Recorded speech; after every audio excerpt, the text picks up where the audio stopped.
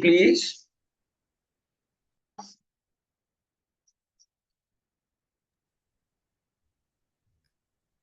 Hare Krishna, Prabhu, as no one's saying, should I read?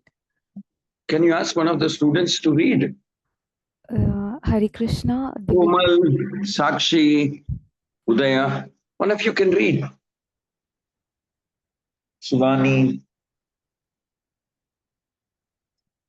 Hare Krishna.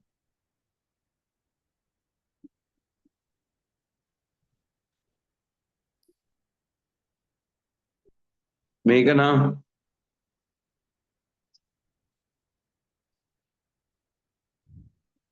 Hare Krishna, Prabhuji. Yes, very good, Kamal. Please read. Pratyaksha pramana, anumana pramana, shabda pramana. Yes, very good.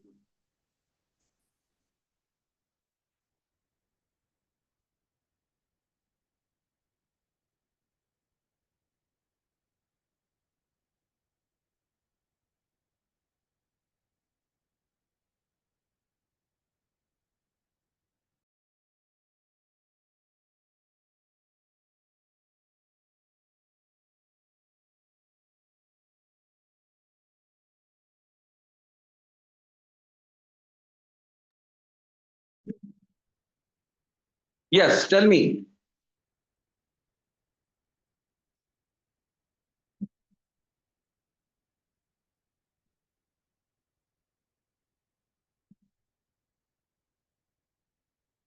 Please read the English text also.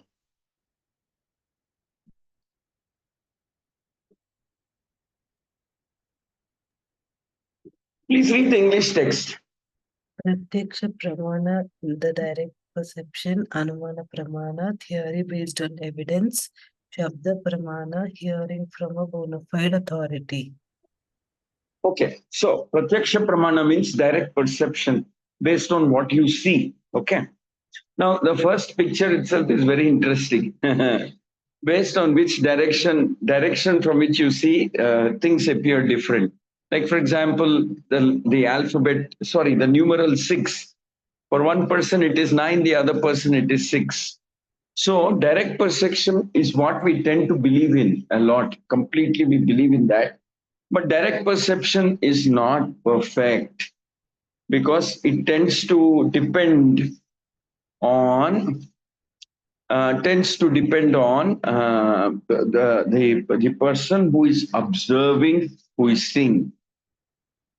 Because observing and seeing can give you whatever you think may be there, but it is actually, the fact is, it gives you very limited knowledge. It does not give you complete, nor does it give you perfect knowledge. Like, for example, what is the example we have shown here? The alphabet, sorry, the numeral 6 looks different for different people.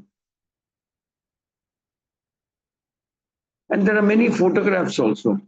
If you look into the internet, you'll see that actually cheat us when you want to conclude based on what you see. Or shall we say what you hear? For example, you're sitting in a room and you hear a very loud sound from the next room. You cannot see what's happening there. You will hear somebody is crying loudly. So you may conclude that, oh, somebody is beating up somebody or something like that. But later on, you may hear, maybe they just played a record, maybe somebody is acting in a drama, maybe something else. So you cannot go completely based on what you see, what you hear, what you feel when you touch or something, based on sense perception, because sense perception can be correct in a limited scope but cannot be perfect in all situations. Do you agree with me or not? What do you think?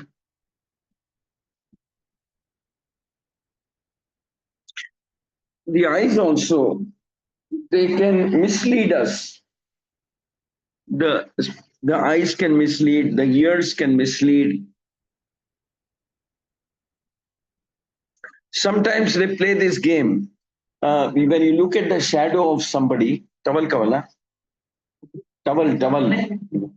When you hear this, when you see the shadow, you think that this represents something. But actually, when you see the real person, it will be completely different. So sense perception, direct sense perception is not accurate and 100% correct in all circumstances. Okay. Now, Anumana, theory based on evidence. Now, as it is, our senses are not perfect. Now, suppose you make a whole theory, like for example, I told you, you're sitting in a room, you hear a loud blast or somebody crying or somebody laughing in the next room. Then you come to some conclusion based on what you hear, and then maybe you'll have a theory. Maybe the husband and wife are fighting. Maybe I should get the door opened and save them. Something like that you may feel. But when you open the door, you may have a completely different picture. Maybe they're watching a TV serial. Maybe, like I told you, they're rehearsing a drama. Or maybe they're actually fighting or something else. So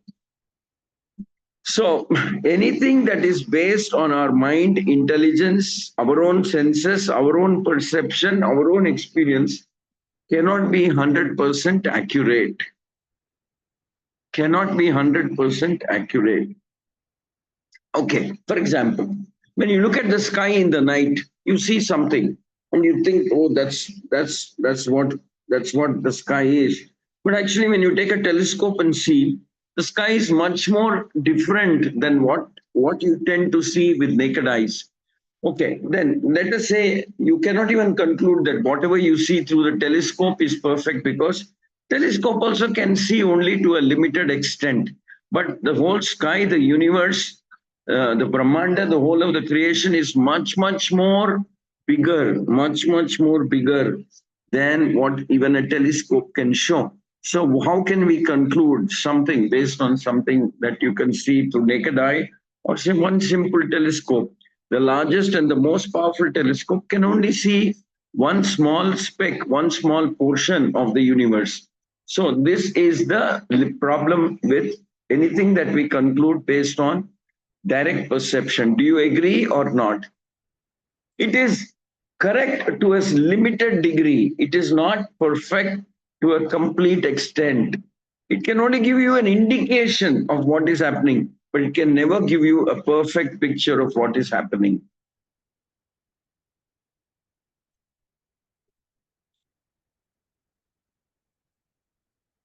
Sometimes you walk into a situation where you see that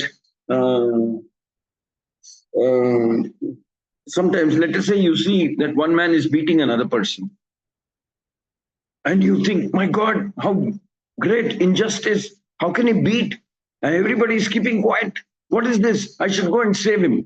And you'll go and try to save him. Then later on, you may discover that actually he was a policeman and he was punishing somebody who had done a crime. Who had done a crime, which is why everybody was watching and not acting and interfering. So based on sense perception, we really cannot make absolutely final, conclusive decisions or theories. When you go into an operation theater, you'll see the doctor is cutting up somebody. And you'll think, my God, this is crazy. How is he cutting? And everybody is helping him do that. But he's a surgeon. He's trying to save life. He's not trying to kill.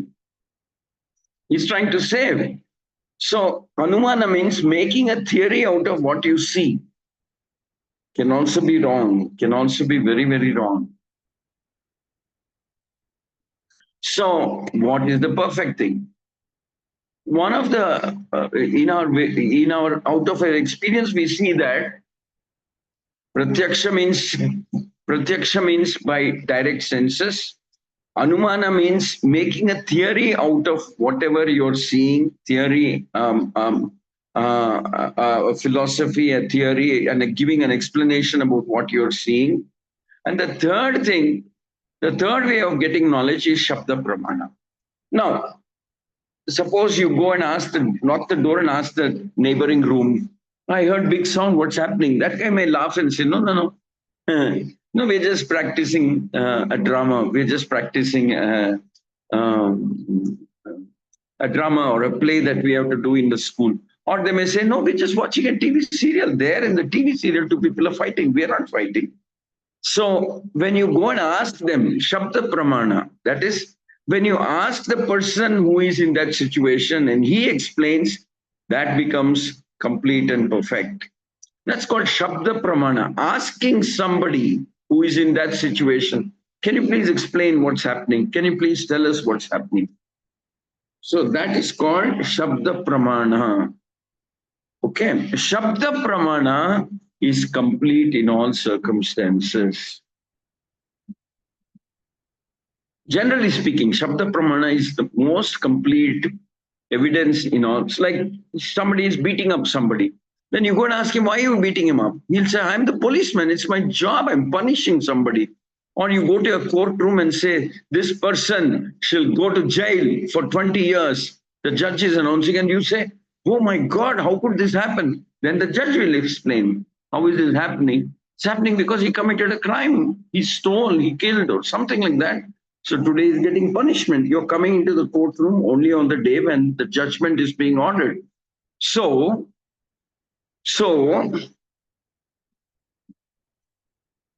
you're having the wrong, then you ask the lawyer or somebody. The lawyer will say, listen, you've just come at the wrong time and you're making the wrong theory. We have fought this case for 1 or 2 years. He has stolen, he has did this, he did that. And today he's getting his punishment. So Shabda Pramana is to ask somebody in that situation, please tell me what is going on. Do you understand what I'm saying? Komal, Udaya. So generally speaking, it is Shabda Pramana that gives you a complete picture, because you're asking somebody who was there in that situation to explain. Similarly, about this material world, you ask Krishna, who is the creator, my Lord, how did you create?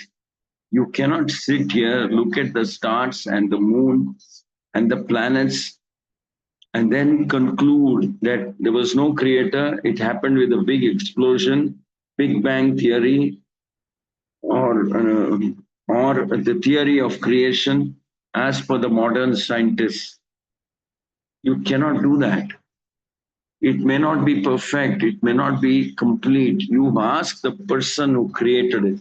Then Krishna speaks the entire Bhagavatam, which is explaining how he did this creation,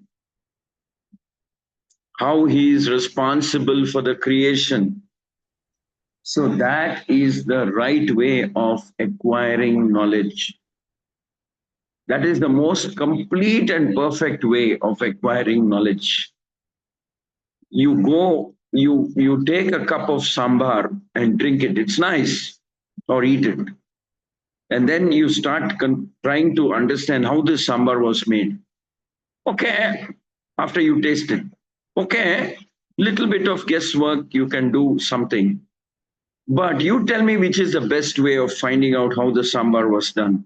You ask the person who made the sambar, or you taste the sambar, you smell the sambar and decide how it was done, or you look at the color of the sambar and decide how it was done. Tell me, Sai Kirti, Sanjana De, Nitya, Padma Shri, which is the best way of finding out how this sambar was done? Tell me. You can write on the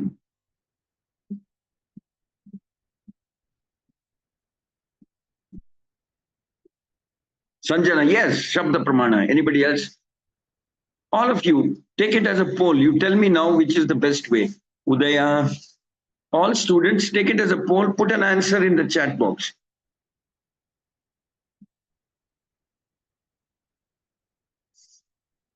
Komal, Vijay Lakshmi, Sai Deepti, everybody, which is the best way? Of the three methods, which is the best way? Smelling it, tasting it, weighing it, looking at its color, or simply go and ask the person who made it. Everybody, please answer. Vijay Lakshmi, Shivani, Sakshi, thank you. Nitya, have you answered? Meghana? This is your class. It will be so nice if you respond. Zayomi. I don't know what's your name, Zayomi. Shivani, thank you. Nitya, thank you. Tanuja, did you answer? Roja, did you answer, Rosa?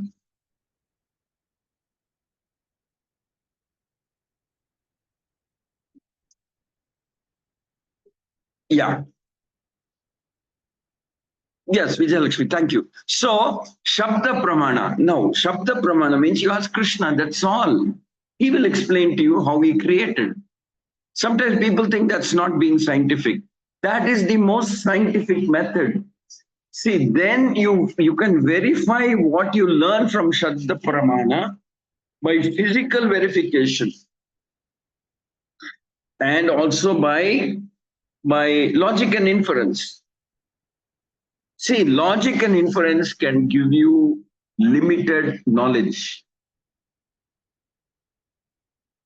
Direct perception, pratyaksha pramana can give you even more limited knowledge. Yeah, there's a poll. Please take it. That's so nice. You made a poll out of that. I'm grateful to you.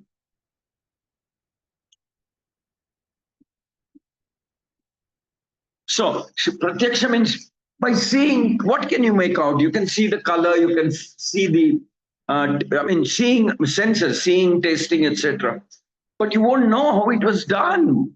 So the scientists are trying to find out how creation was done by seeing the world. You won't get a complete picture. You will never get a complete picture.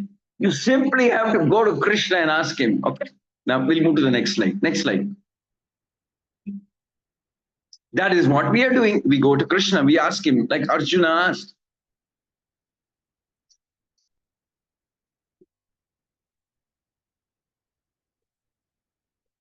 Very good. 100% of the students have said Shabda Pramana. I'm so happy, grateful that you have understood this simple concept very nicely.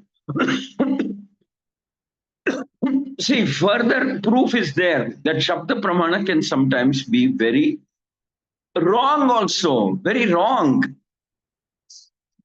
Like, for example, when you see the shadow of one picture that is being shown here, it looks like a Y, but actually in reality, the image shows that it's shaped in a very different way. Shaped in a very different way. Actually, and we have to understand that our senses have some weakness. They have 4 defects. And what are those 4 defects? The 4 defects are our senses are imperfect. And tell me, what are those 4 defects? Have you been taught from?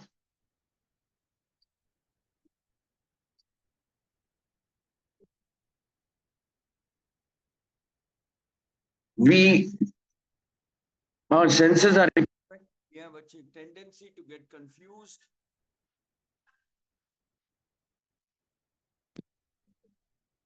We have tendency to get confused. We have a tendency to cheat. And what's the 4th defect, Kirtana?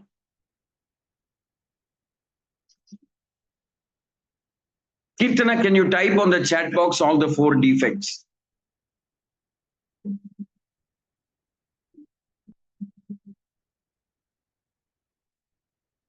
Can you type on the chat box all the 4 defects?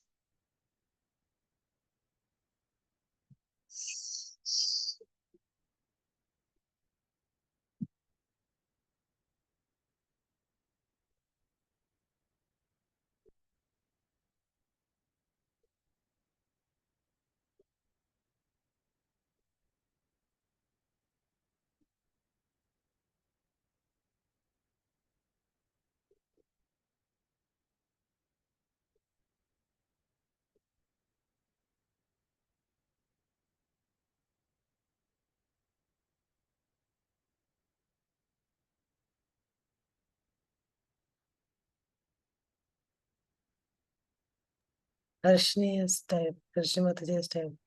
Yes, type. Yes. Somebody can read what's on the chat box. Imperfect senses, illusion, making of mistakes, and cheating tendency. So our senses are imperfect. See, for example, the eyes, they cannot see if there is no light. Okay? So eyes cannot see what's happening behind us. And eyes can see only within a certain frequency or certain, something which is very small, they cannot see clearly. Something that is very big also, they cannot see clearly. So same way the sound also. Sound we can only hear a certain frequency. Smell or senses of smell is very limited compared to that of animals. The animal, the dog can, sniffer dogs can trace, they can smell some item and they can easily trace the source. They can find out where a bomb is there simply by smelling. We cannot do that. We definitely cannot do that. So our senses are limited. Now, the other problem is illusion. Illusion means we can mistake one thing for another. We can mistake one thing for something else. Because, like I told you, sometimes we hear a big bang, we think maybe a bomb has exploded. But it may be something else. Something must have fallen down and crashed. So we get confused because our senses are imperfect and you don't know the complete picture. So illusion means making mistakes based on what we can see and hear. The reality may be completely different. Illusion. We can be cheated by our senses. We can be misled by our senses. That's called illusion. The third thing is that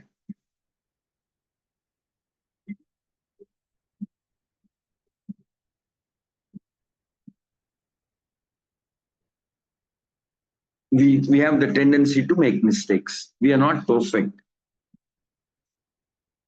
We can make mistakes. To err is human, they say. So we can definitely make mistakes. We may not be able to conclude perfectly about anything.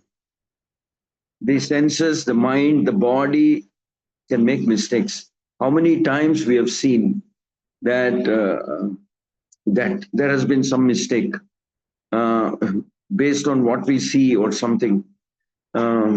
And we sometimes we may not read the instructions carefully, we may make a mistake. We have a large tendency to make mistakes.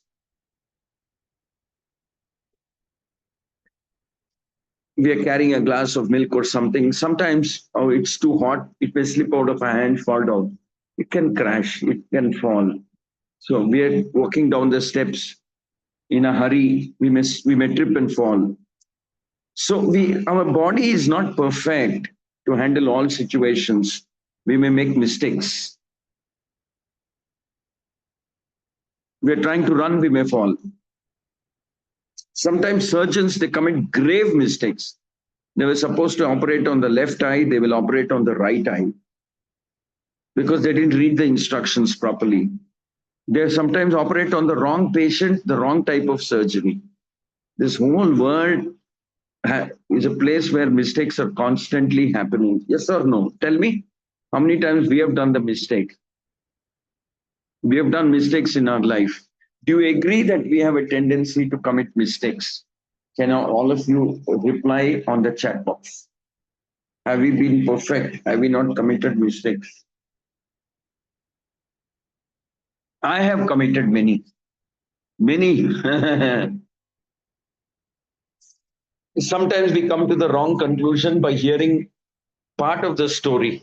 When we hear the full story, then we know, my God, I made a mistake. I shouldn't have shouted at this person. It's not his fault, it's the other person's fault. I just heard half the story, I didn't hear. I was so impatient, I was so rude that I just concluded wrongly. I want all of you to say, do you agree that we commit mistakes? Yes, as human beings, we make errors easily, correct. Honestly, yesterday I made a mistake. I was so busy with some meetings and which went on till late in the night, and I was absorbed. There were some legal things, legal matters, drafting and this and that. At the end of the night, I became so tired. I don't know, I just slept. I completely forgot that the next morning I have a class at 6 o'clock. I woke up at 6 because that night went on till very late and I had so much work pressure. I had carried forward so much work. So when I got up in the morning, when someone called me, I thought, okay, maybe I have not yet finished this work, that work. I have to finish. That's what I thought. But when I woke up, then I realized that, my God, I found out that I had completely missed about this class and I'm sorry, I apologize. So I had completely forgotten, not forgotten, it went out of my mind completely because of my other crisis that I was handling. Sometimes we do this mistake. We are busy handling something, then in the office, in the temple, I have the key and I ask my wife to go and get something or something from home. I make a mistake by not giving her the key. She's also so excited and she's so worried or something like that. She runs to the bus, goes all the way home and realizes that she didn't bring the key. She didn't ask me, I didn't give it also. So both of us did mistakes. So mistakes sometimes are comedy, you know. Sometimes it's comedy, but sometimes it's tragic. Drivers, when they drive on the road, they make a mistake. They think I can go fast enough to overtake this vehicle, but it may not happen like that. And there'll be a crash. It may not happen like that. So there are mistakes. Mistakes are there. Sometimes, like I told you, it has comedy. It has comedy effect. Sometimes you're lucky, Krishna has protected you. Even though you have done a mistake, it doesn't affect you very badly. But sometimes it's terrible. Mistakes are costly. They're saying that that flight which crashed in Ahmedabad probably crashed because of the mistakes of the pilots. Some theory like that is going on. But that's also, we don't know how much to believe. That's the theory. We don't know what exactly happened. We just hear what they spoke to each other for brief 5 seconds or something, one or two lines. We don't know what happened. Actually, we don't know the whole truth, which is why they're not able to conclude. But they're promoting a theory that maybe it was the mistake of the pilot. That was a mistake. We don't know if the theory is also correct. It's just based on some small evidence. So we don't know anything properly, completely. So mistakes do happen. Do you agree? Do we do mistakes? What do you all think? Do we do mistakes or not? Are you honest enough to admit that you do mistakes? Huh? Ah, very nice. Shivani is admitting I've made many mistakes. Actually, yes, we make mistakes. We'll continue to make mistakes in our life. So we pray to Krishna, actually saying, my Lord, please bless me and protect me so that I don't do silly, stupid mistakes, hurt somebody, create pain in their life, create a tragedy or be responsible. You know, sometimes a train driver makes mistake. In so many cases we have seen. Recently it happened. One school bus, it got hit by a train when it was crossing the track. And many children died. So tragic. But it was a mistake of the school bus driver and that gate man. The school bus driver insisted that he will cross, and the gate man permitted it. Both of them made a mistake, error of judgment. And because the school bus couldn't cross, the train crashed into it. This whole world where people are making mistakes. Now, the biggest problem in this world is not mistakes, is not imperfect senses, is not coming to wrong conclusion. The biggest problem is the fourth one. And what is that? What is that? What she has written. Go back to what Harshini has written. The biggest problem in society, in human life, is cheating tendency. We are not very honest all the time. We don't have the courage to be honest all the time. We don't have the courage to admit that we are not honest. Sometimes we cheat. Sometimes we don't tell the full truth. Sometimes we mislead people. Sometimes we tell only half the truth. Sometimes we tell completely untrue. Sometimes we do something to protect ourselves. Sometimes we lie. Sometimes we tell major lies. Sometimes we say minor lies, but we lie. We tell lies. Sometimes we cheat actually. I mean, sometimes we cheat innocently in the sense that you want to take a day off.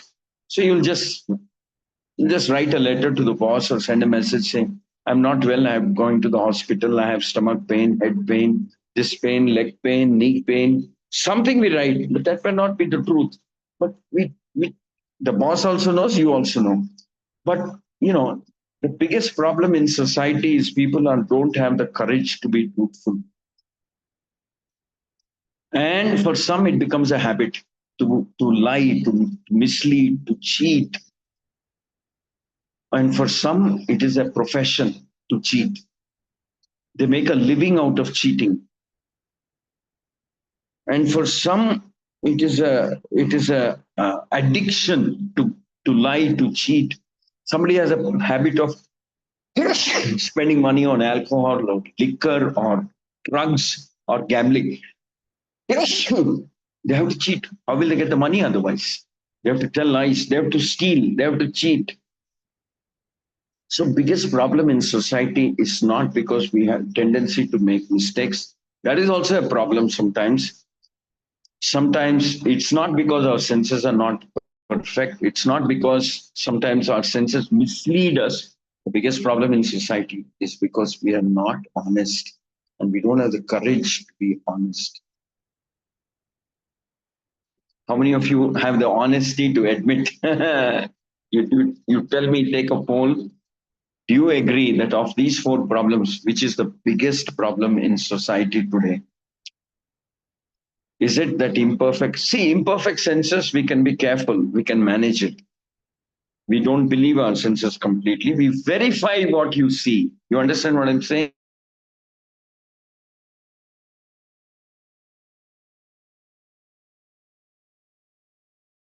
By not concluding based on what you see, and okay, by and large, you can overcome, okay, imperfect senses. Then there is logic. That means the inference based on what you see, what you're experiencing. You conclude based on what you hear. I told you, in the neighboring room, you hear a sound. Then you think maybe something happened. You go inside, you verify. By sitting here, you get one kind of an idea. But you go in and verify, you understand the truth. So, pratyaksha pramana, anumana means concluding based on what you're hearing or seeing or hearing, experiencing. That also you can overcome by verifying, by being patient, by asking before concluding anything. Okay. Then illusion, sorry, that is mistakes. Logic and mistakes is the third one. Yeah, we can be careful. We can be very careful to see that we don't do mistakes, but there is a tendency to do mistakes. So we are careful. But the fourth one is cheating tendency. You tell me of the four, which is the most dangerous problem in the society today. You tell me.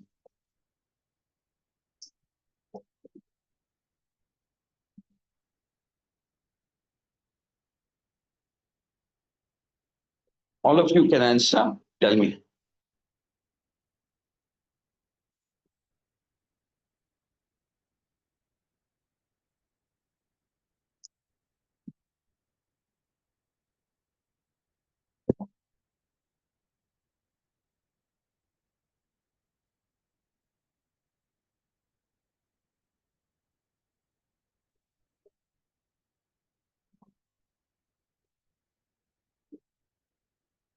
Yes, all of you can answer.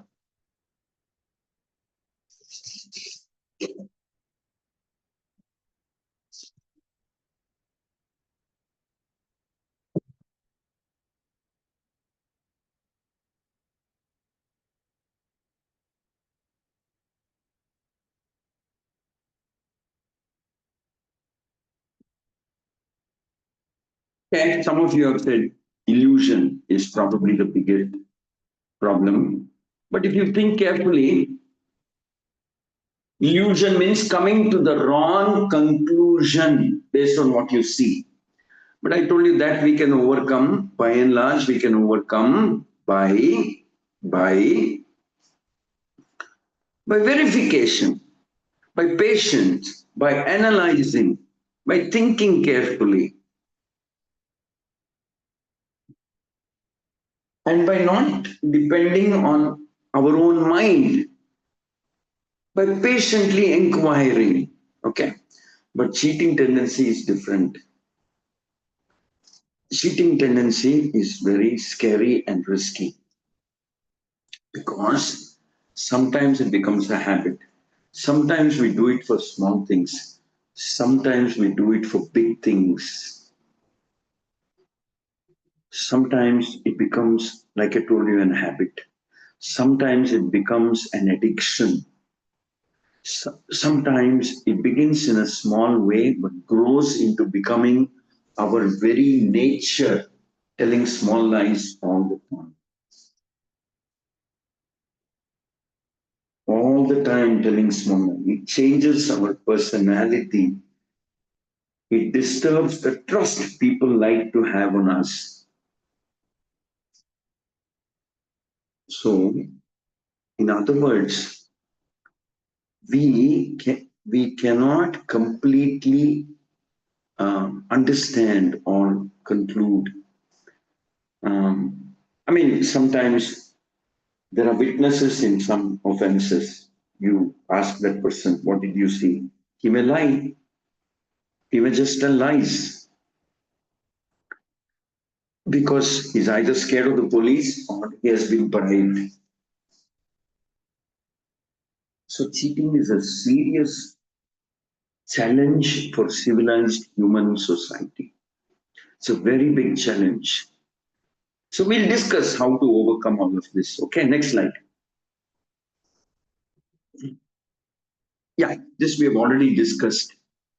So Anumana means taking a microscope or a telescope and trying to conclude, like tasting sambar and trying to conclude how sambar was cooked. It's not possible. Building a theory based on what you see may not give you the complete picture.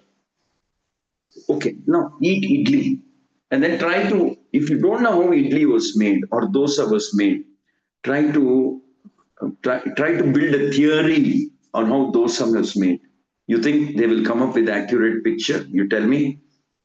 You think they will come up with actual sambar or dosa or idli or a jamun? Can they come up with an accurate or picture on how a dosa or an idli or a jamun or a jalebi or was done?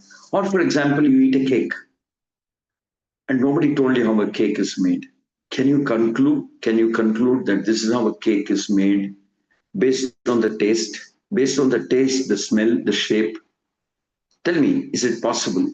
So Anumana means theory based on what you see, what you taste, and what you feel and see, taste, feel, smell. That cannot be conclusive. Do you agree with me? Suppose you eat a piece of pastry.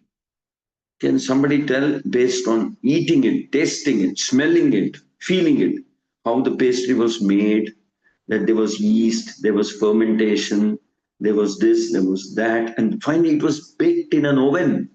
If you don't know anything, how will you conclude? Okay, so that is also incomplete. Building a theory based on what you see, smell, hear, or taste. Because your senses themselves are imperfect, you cannot come. The third one, next slide. Shabda Pramana.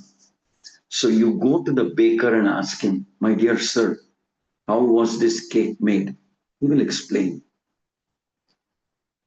You go to the person who made the idli and ask him, how was this idli made? You go to the manufacturer of a cell phone and ask him, can you give me an overview of How do you manufacture the cell phone? So that is called Shabda Pramana, hearing from the man who was done this. That is the most complete way of understanding something. Then you can verify. See, when you hear from the person who has made it, and you also make the same thing. Let's say I hear from somebody who has made a cake, how a cake is made, and I try the same thing, and I get the same taste and flavor and smell and taste. Then I know it works, it's correct. The same way, you can verify Shabda Pramana and accept only that Shabda Pramana. Shabda means hearing from Shabda, hearing, sound, hearing from somebody who has done it. You go to Krishna and ask, tell me, my Lord, how did you create? And Krishna has answered in the 5th canto of the Bhagavatam.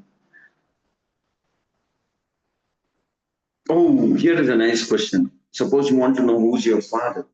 Will you go on experimenting on all the people in the world by doing a DNA test? Or you just ask your mother, and mother will say, so and so is your father. We both are married. We're husband and wife. You're all our children. I'm the mother. He's the father. So you ask your mother or father, and they will reply accurately. Same way you ask Krishna. Okay. Shabda Pramana. Next line.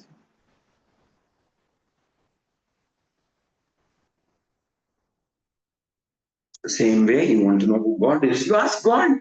He's explaining. He's willing to explain. He's happy to explain. He's there. He's ready to explain. He answers all of Arjuna's questions. 700 shlokas they exchange. Arjuna asks, Krishna replies. Arjuna questions again, Krishna replies. Arjuna has a doubt, Krishna answers. Arjuna is confused, Krishna clarifies. Arjuna is fearful, Krishna gives courage. Arjuna wants to know what is dharma and what's the right thing to do. Krishna explains very clearly. Here is a person who's willing to explain, willing to talk, because we are always loving children. It's not that he spoke only to Arjuna. If what he spoke was meant only for Arjuna, then that book would never have been written by Vyasadeva. It's meant for all of us. It's meant for you, it's meant for me, it's meant for all of us. So that is why there is the Bhagavad Gita. So Krishna is explaining, I know you'll have a doubt, come to me, I'll explain. I know you're not very clear about what happened, come to me, I will explain. I'm here to tell you, I'm here to explain, I'm here to clarify, I'm here to answer, I'm here to satisfy your doubts. And there is this thing called parampara. Krishna says, you want to know about me clearly, go to somebody who has heard from me. Don't do guesswork. That's crazy. That's not correct. Go to somebody who has heard from me. Vyasadeva heard from Krishna, he wrote, and Vyasadeva instructed his disciple Narada, and Narada instructs Brahma, like that. Brahma instructs Narada, and there's a whole parampara. That's called disciplic succession. And the same truth comes all the way down to Prabhupada through Lord Chaitanya. So we hear from them. See, there's one quality of hearing the truth. What happens when you hear the truth as it is you feel deep inside very convinced and satisfied. Like all the devotees of Krishna feel, at last I have the answer. At last I know what is the truth. At last I don't have any confusion now. At last I know where to go if I have some doubt. I should go to Bhagavad Gita, I should go to Krishna. At last I know the power of prayer, how powerful prayer is. And I know who's controlling this whole world. I'm so peaceful because That person who's controlling the whole world, I know how to make friends with him, how to serve him, how to be his devotee. That gives me so much relief from anxiety and fear. I don't have to guess. I'm not a lost child in this universe. I'm not an orphan. I'm not a child who has lost his way. No, I'm protected. I'm Krishna's child. Krishna cares for me. And I love my Lord Krishna. I love him. I'm so grateful that he has spoken. Yes, he cares for me. So that is the power of Shabda Pramana. It gives you some kind of a peaceful, sense of satisfaction, fearlessness, confidence. Confidence when you hear the absolute truth. Truth is powerful. Truth answers. Truth clarifies. Truth brings relief. Absolute truth brings absolute relief and happiness. Truth removes darkness, fear, uncertainty. Truth brings shelter. Truth brings peace. Absolute truth that Krishna protects. You are all lucky.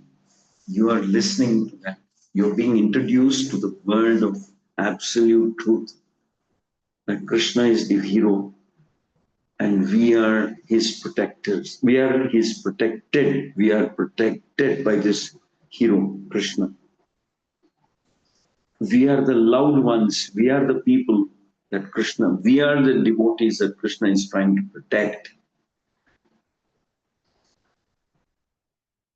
And I keep telling you that repeatedly, the best way to connect back to Krishna is by chanting Hare Krishna, Krishna Krishna, Hare Hare, Hare Rama, Rama Rama, Hare. We'll come to this later, how chanting Krishna's name can connect you with Krishna. So, the first symptom of getting to know the truth is you become free from anxiety, insecurity, fearlessness.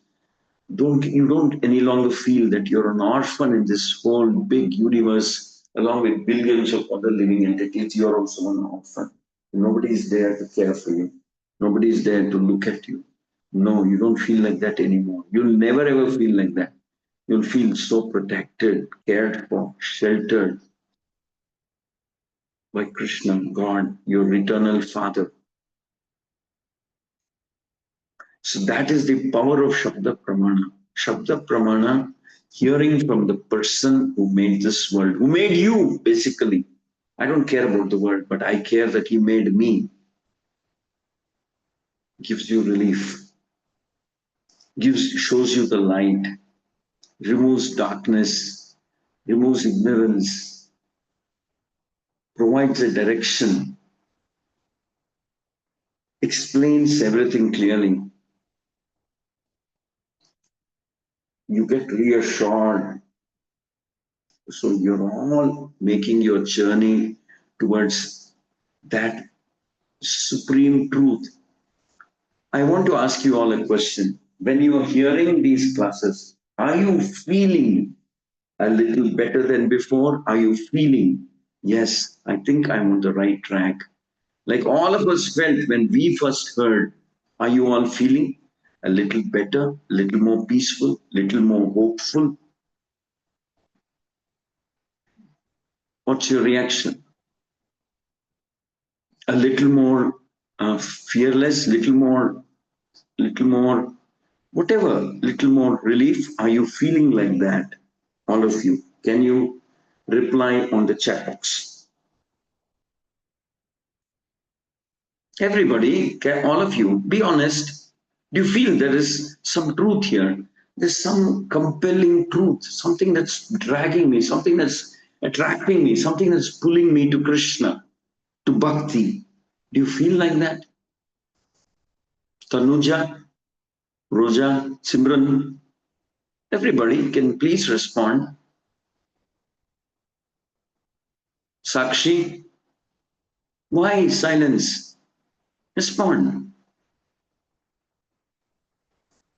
Meghna, thank you.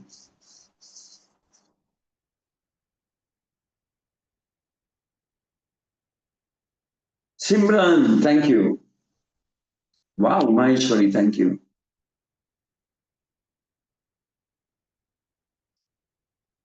Vijayalakshmi, Kuman, Shivani, Sai Deepti, Deepti.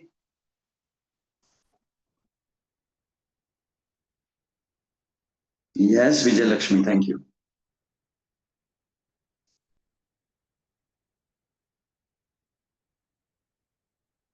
Wow, Tanuja has written something very sweet. I feel that this path is for me. Yes, you're right. The more you stay on this path, the more relief you will feel. Somehow you will feel hopeful. Anybody else? Anybody else wants to reply? Everybody should reply.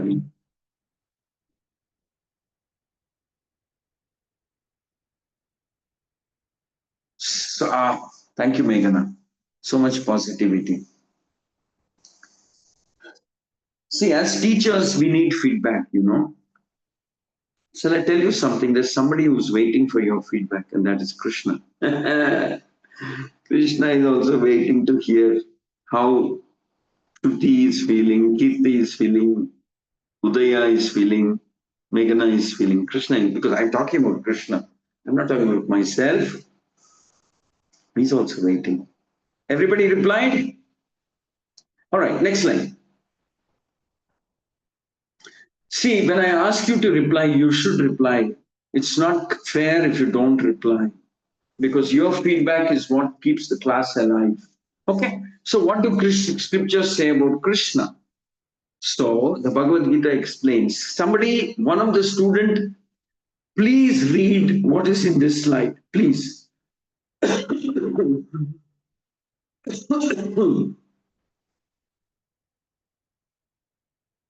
I'm kind of traveling, which is why I switched off my video. Please excuse me for that. But go ahead.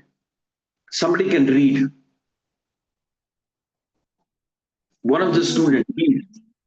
Why do the scripture? I'm Meghna Prabhuji. Why do the Yeah, scriptures thank say you. about him? God is one. Who is he? Who are the devatas? How does God look? What are his names?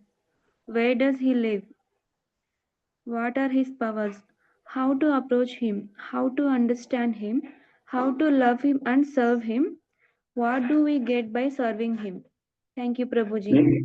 Meghana, you think some of these questions are there in your mind also? Definitely, Prabhuji. What about the others? You think some of these questions are there in your mind also? So you're at the right place. You're going to start hearing from Krishna. He himself will explain about himself. He will reveal slowly. And every new step you take toward Krishna will be filled with excitement, joy, happiness, and relief. Next slide.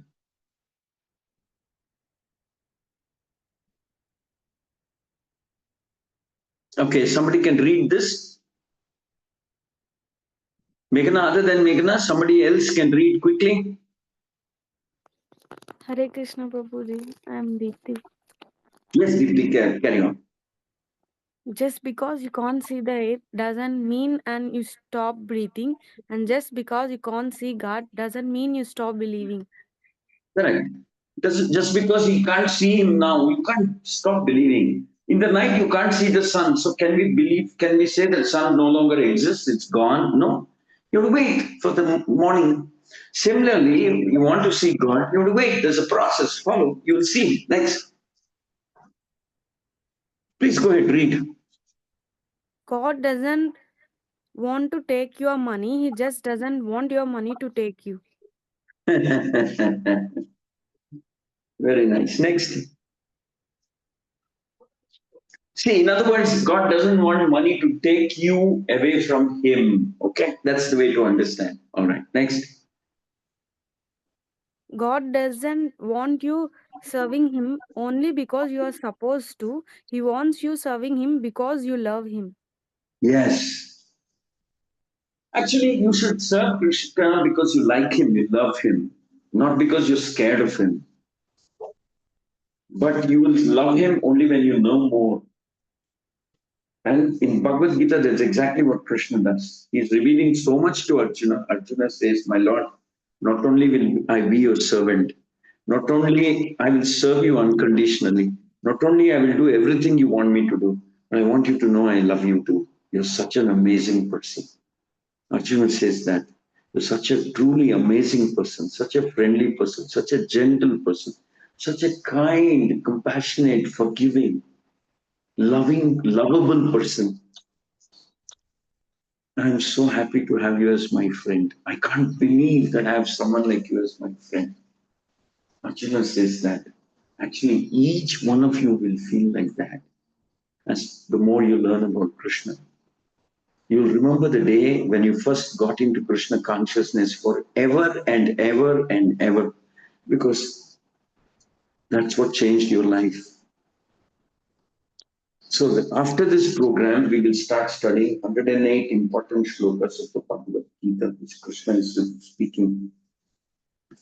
Every shloka takes you closer to Krishna, closer to peace and happiness. Next. God doesn't call the qualified, He qualifies the called. That means, it's not that you're a great devotee and then God starts coming to you. No, He picks up everybody and says, come, I'll teach you how to become a devotee. Come, I'll teach you how to become a devotee. Okay? See, all these statements sound like big philosophies. They will make sense slowly as we progress in our study of Krishna. Next. Next slide. Somebody can read? Hare Krishna Prabhuji, myself Nandini. Yes. God Go ahead. doesn't expect us to solve all the world's problems. He expects us not to create them. We are busy creating a mess. Poor Krishna has to come and handle it. So Krishna is saying, stop doing that. Okay, very nice, very sweet statement. Then The irony is that while God doesn't need us, but still wants us, we separately need God, but don't really want Him most of the time. see, Krishna, there's no need for Krishna for us. I mean, there's no need for us to Krishna, but he still is waiting for us. We need Krishna more than Krishna needs us. We need Krishna, his protection, more than Krishna needs us. But we are the ones who turn away from Krishna. Krishna is the one who's turning towards us. It's actually we who need Krishna, but we are the ones who are turning away. Krishna is okay. I mean, when I say okay, it's not that Krishna is not Krishna without us, but he's the one who's turning towards us and following us in the hope that we will go back to him. Okay? Lastly, all Lastly, these God is statements the will make supreme sense when I controller, explain to you on in the next classes. but Okay? not the sole controller. He is the supreme controller, but not the sole controller. That means he's supreme. There are other controllers like the Devatas, but all the Devatas also report to him. There are Devatas, but Devatas also work under Krishna. Okay? That is the meaning. Next.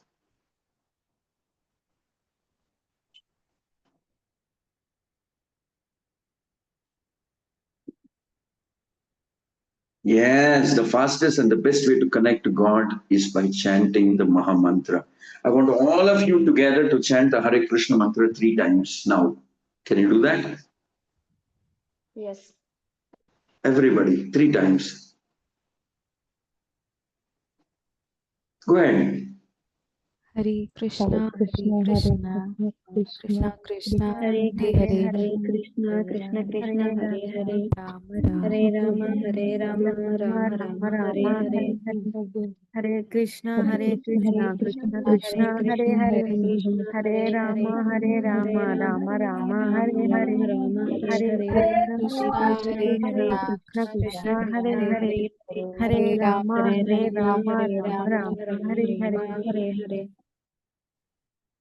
Yes. So thank you very much. We'll meet again tomorrow and we'll continue our discovery of Krishna. Thank you very much. Hare Krishna. Hare Krishna. I have another class starting in the next 5 minutes. So kindly excuse me. I won't have the time to answer questions. We'll discuss questions next class. Okay. Hare Krishna. Thanks for joining me. Looking forward to meeting you tomorrow.